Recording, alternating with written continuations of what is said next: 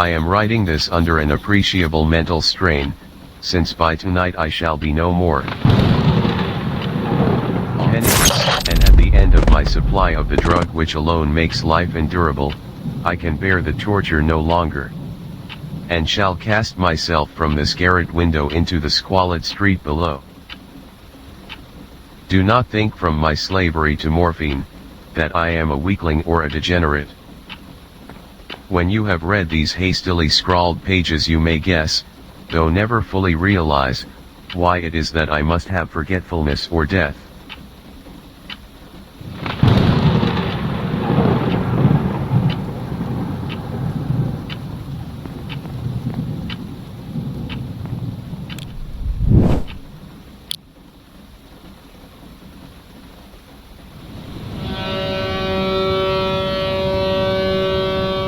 It was in one of the most open and least frequented parts of the broad Pacific.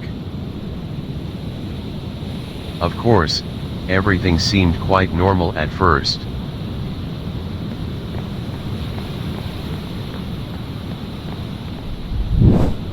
Unfortunately, the packet of which I was supercargo fell a victim to the German sea raider.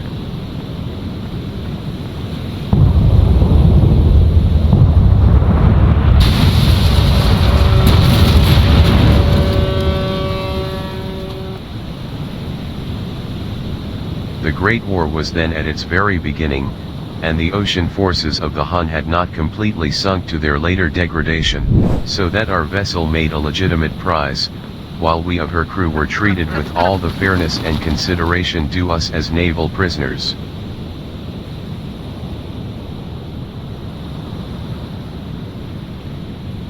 So liberal, indeed, was the discipline of our captors, that 5 days after we were taken I managed to escape alone in a small boat with water and provisions for a good length of time.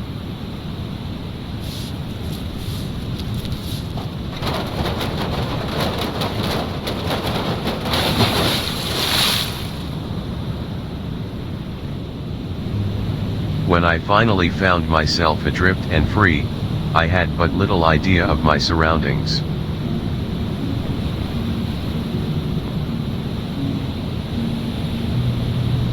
Never a competent navigator, I could only guess vaguely by the sun and stars that I was somewhat south of the equator.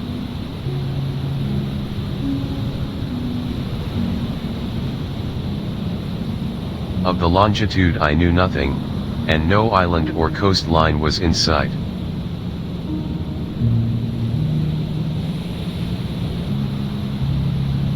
The weather kept fair, and for uncounted days I drifted aimlessly beneath the scorching sun, waiting either for some passing ship, or to be cast on the shores of some habitable land. But neither ship nor land appeared, and I began to despair in my solitude upon the heaving vastness of unbroken blue.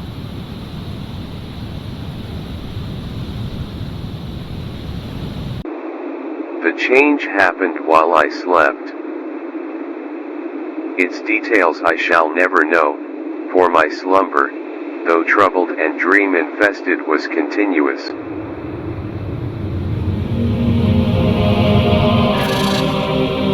When at last I awaked, it was to discover myself half sucked into a slimy expanse of hellish black mire.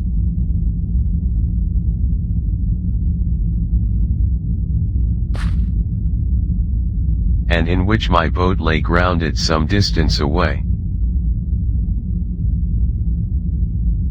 Though one might well imagine that my first sensation would be of wonder at so prodigious and unexpected a transformation of scenery, I was in reality more horrified than astonished. For there was in the air and in the rotting soil a sinister quality which chilled me to the very core.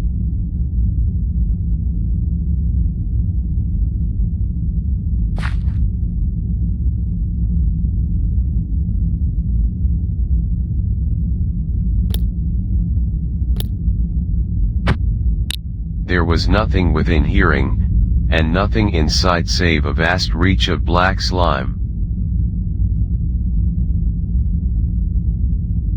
Yet the very completeness of the stillness and the homogeneity of the landscape oppressed me with a nauseating fear. The region was putrid with the carcasses of decaying fish, and of other less describable things which I saw protruding from the nasty mud. Perhaps I should not hope to convey in mere words the unutterable hideousness that can dwell in absolute silence and barren immensity. The sun was blazing down from a sky which seemed to me almost black in its cloudless cruelty, as though reflecting the inky marsh beneath my feet.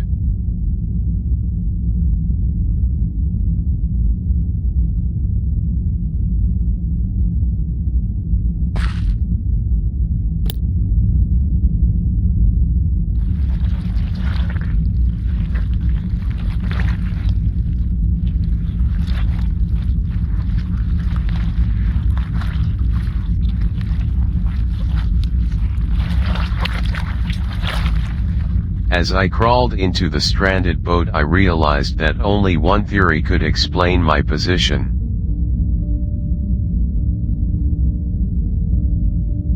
Through some unprecedented volcanic upheaval, a portion of the ocean floor must have been thrown to the surface, exposing regions which for innumerable millions of years had lain hidden under unfathomable watery depths.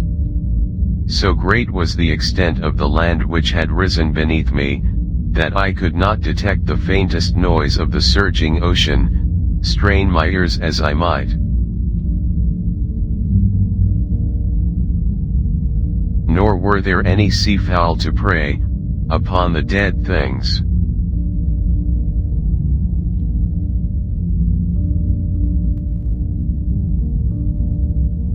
For several hours I sat thinking or brooding in the boat, which lay upon its side and afforded a slight shade as the sun moved across the heavens. As the day progressed, the ground lost some of its stickiness, and seemed likely to dry sufficiently for traveling purposes in a short time.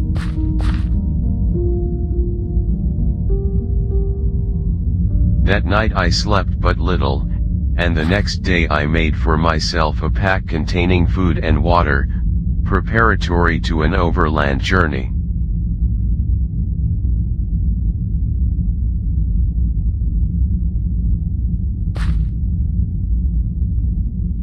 On the third morning I found the soil dry enough to walk upon with ease.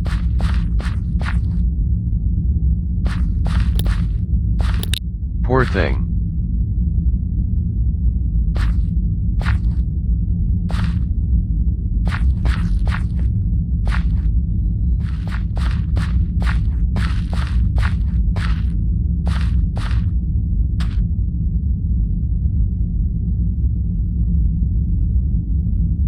The odor of the fish was maddening, but I was too much concerned with graver things to mind so slight an evil, and set out boldly for an unknown goal.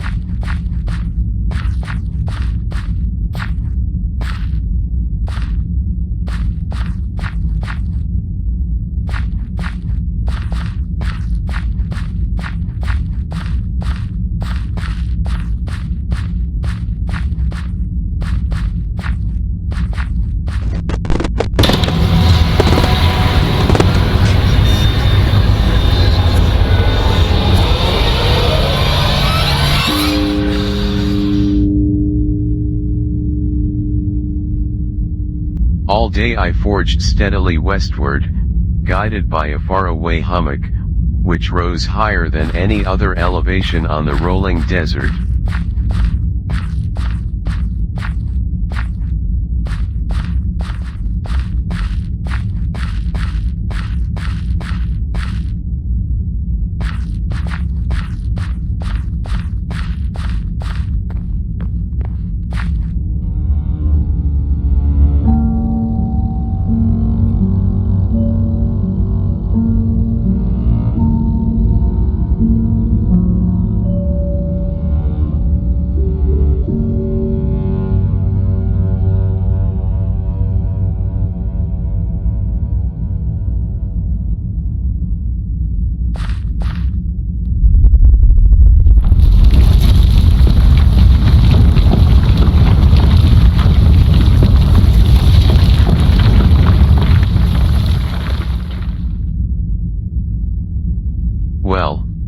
Looks like I'll have to find a different way to escape.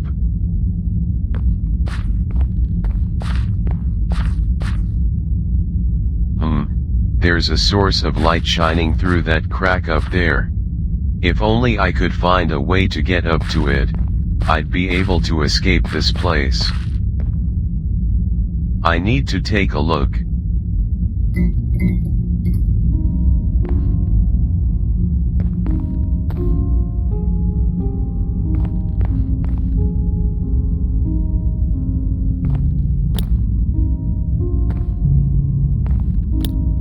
If I found something sharp, I could use it to cut the torn mast, causing it to fall.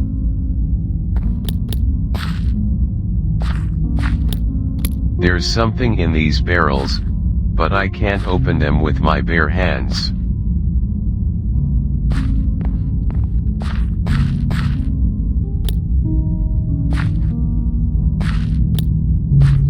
The sun's rays do not usually reach deep in water caves, no wonder it's so wet here.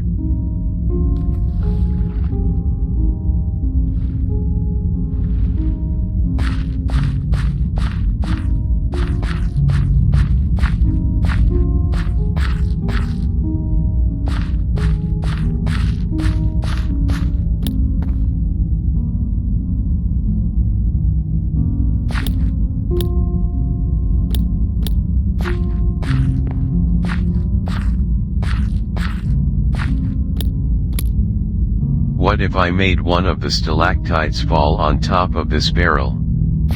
I guess it's worth a try.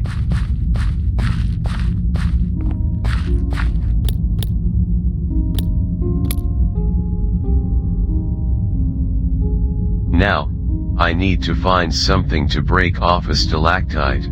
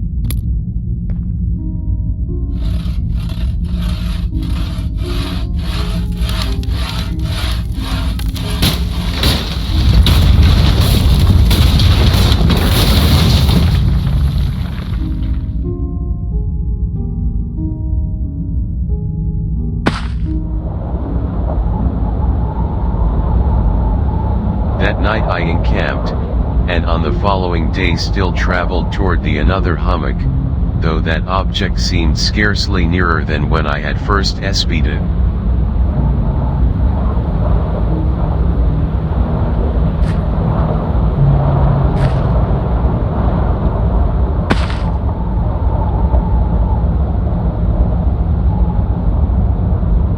By the fourth evening I attained the base of the mount, which turned out to be much higher than it had appeared from a distance, an intervening valley setting it out in sharper relief from the general surface.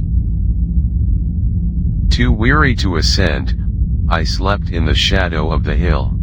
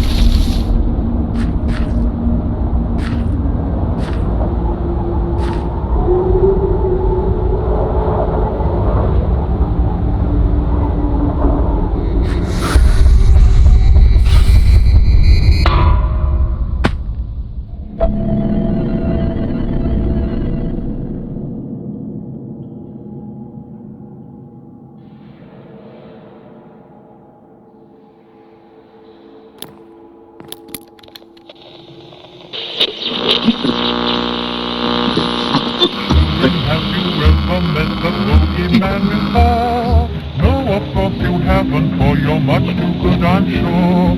Don't you be afraid of him if he should visit you. He's a great big coward, so I'll tell you what to do. Hush, hush, hush, here comes the bogeyman. Don't let him come too close to you, he'll catch you if he can.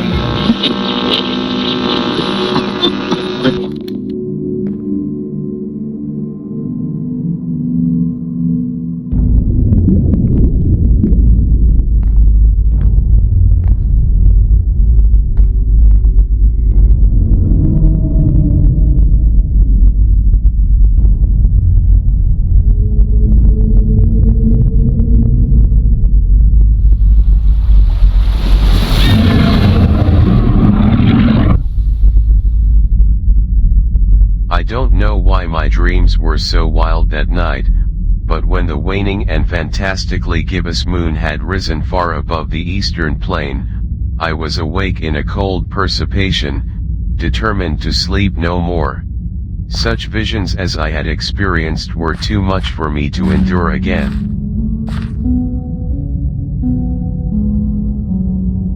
And in the glow of the moon I saw how unwise I had been to travel by day.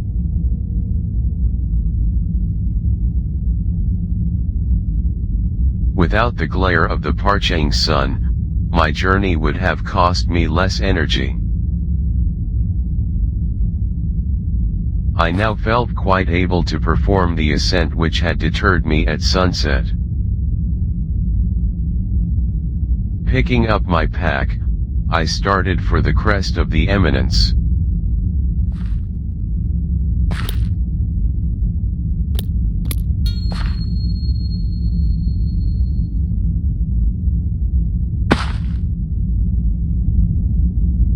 I have said that the unbroken monotony of the rolling plain was a source of vague horror to me.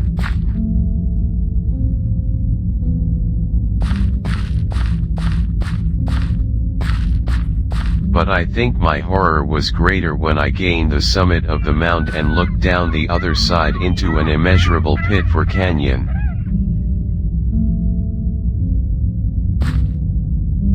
whose black recesses the moon had not yet soared high enough to illumine.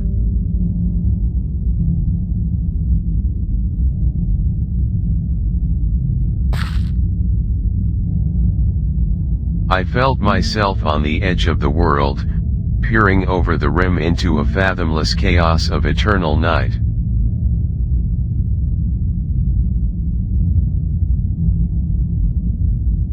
As the moon climbed higher in the sky, I began to see that the slopes of the valley were not quite so perpendicular as I had imagined.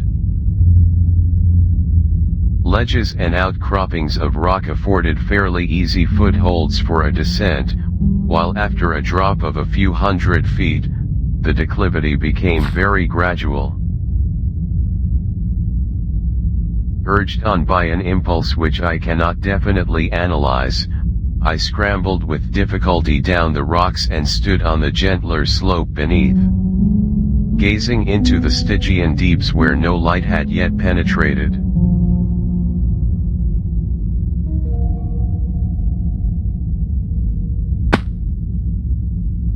Then, my attention was captured by a vast and singular object on the opposite slope which rose steeply about 100 yards ahead of me.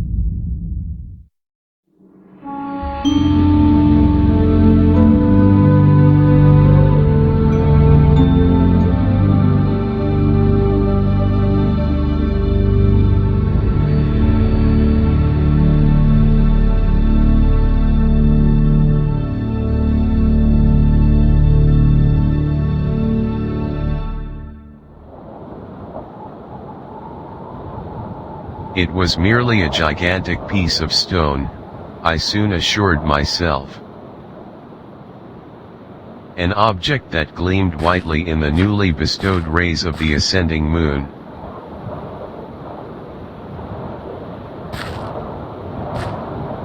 But I was conscious of a distinct impression that its contour and position were not altogether the work of nature.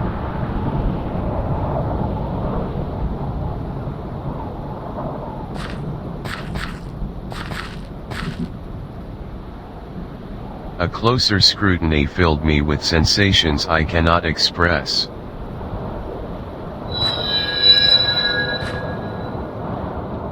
For despite its enormous magnitude, and its position in an abyss which had yawned at the bottom of the sea since the world was young, I perceived beyond a doubt that the strange object was a well-shaped monolith.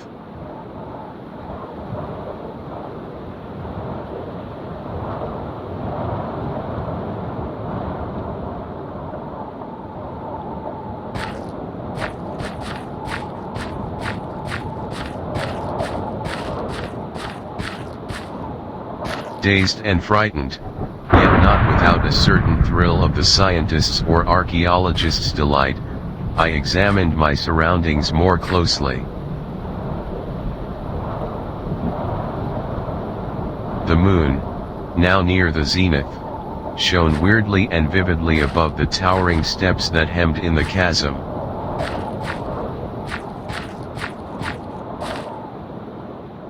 And revealed the fact that a far-flung body of water flowed at the bottom, winding out of sight in both directions.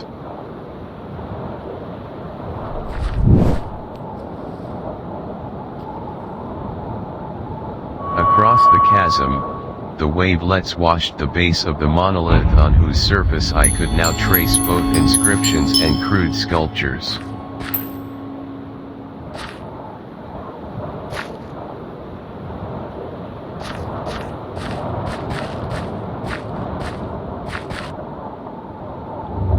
Writing was in a system of hieroglyphic unknown to me, and unlike anything I had ever seen in, consisting for the most part of conventionalist aquatic symbols such as fishes, eels, octopi, crustaceans, mollusks, wheels, and the like. Several characters obviously represented marine things which are unto the modern world.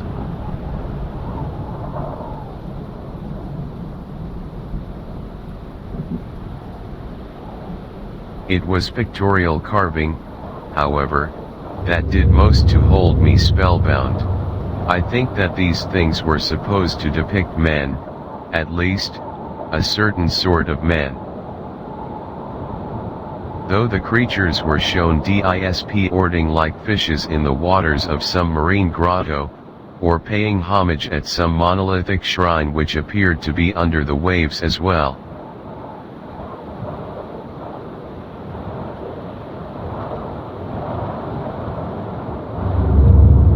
Of their faces and forms I dare not speak in detail, for the mere remembrance makes me grow faint. They were damnably human in general outline despite webbed hands and feet, shockingly wide and flabby lips. Curiously enough, they seemed to have been chiseled badly out of proportion with their scenic background.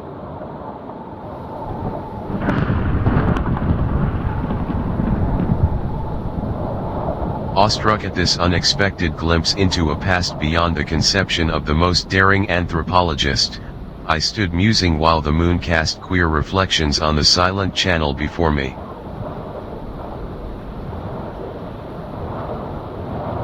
Then suddenly I saw this thing. The water started to behave strangely. Then the thing slid into view above the dark waters.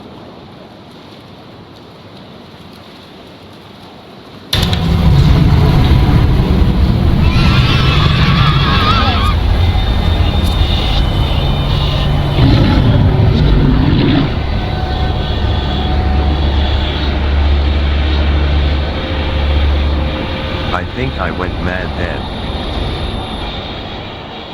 Of my frantic ascent of the slope and cliff, and of my delirious journey back to the stranded boat, I remember little. I believe I sang a great deal, and laughed oddly when I was unable to think properly.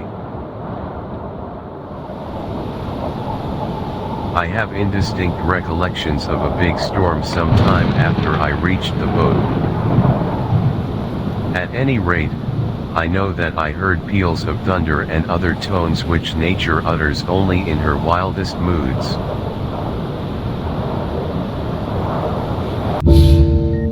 When I came out of the shadows, I was in a San Francisco hospital, brought by the captain of the American ship which had picked up my boat in mid-ocean.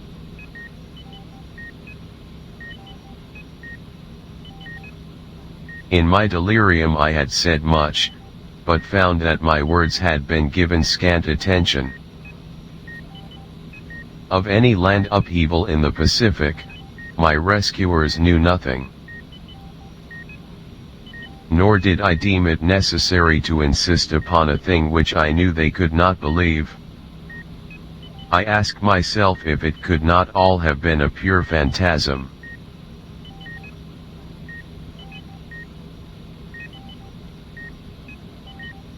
A mere freak of fever as I lay sun-stricken.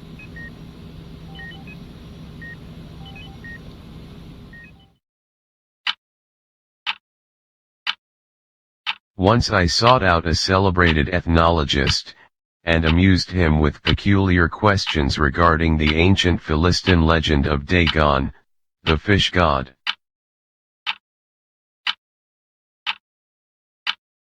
But soon perceiving that he was hopelessly conventional, I did not press my inquiries.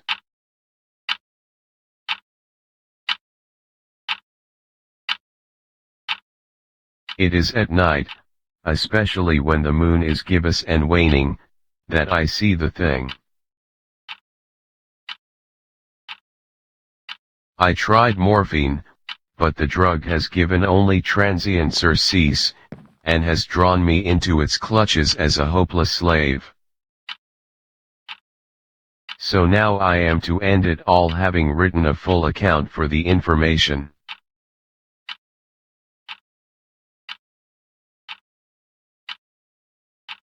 People will decide whether to use my notes as a source of knowledge or ridiculous mockery. The end is near.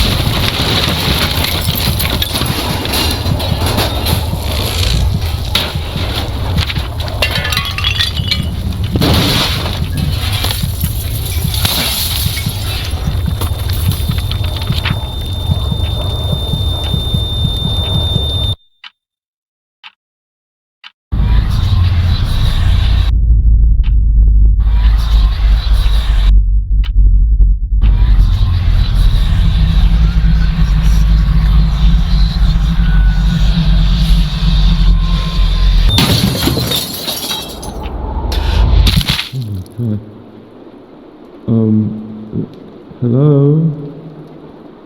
Hello? Sir? Hello? Sir, please?